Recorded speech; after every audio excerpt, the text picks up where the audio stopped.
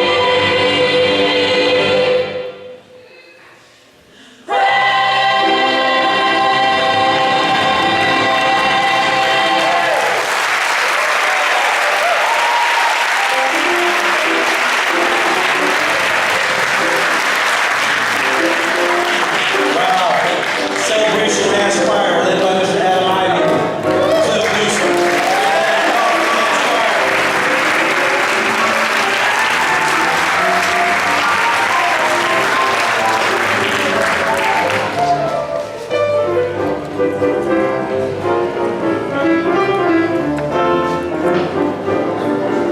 and gentlemen, I have great joy to introduce this next young lady to you guys. She was the junior division, which is 7th through 9th grade, and then we have a 10th through 12th grade division. She did her speech based around what we have on the front of our program, is a theme that we select every year, a different theme. This year's theme was life's most persistent and urgent question is, what are you doing for others? I would like for you guys to give a warm welcome to the Maria Carrillo High School 9th grade student, Miranda Billings.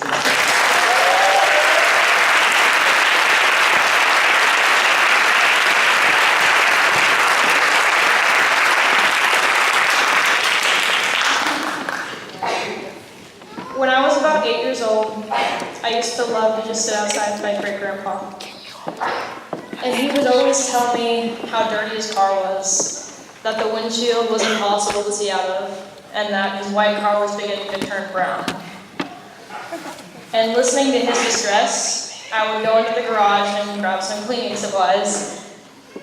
And by cleaning supplies, I mean a yellow spray bottle that had clearly been outside and untouched for too long, and a blue rag that was stained by grease and oil from the car itself. Now, granted, these probably weren't the best supplies for cleaning. My grandpa would smile as I wiped the dirty water with the greasy rag all over his car. And after I was done, he would always thank me, and I would feel unstoppable for the rest of the day.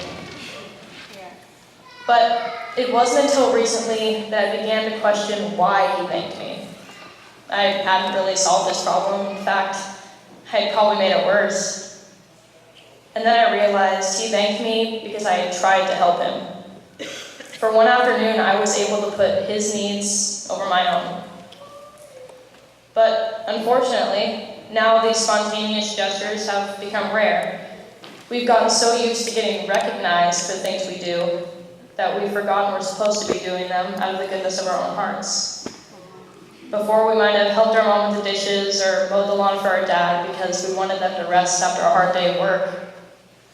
But now, getting our weekly allowance has become more important than simply helping our parents out.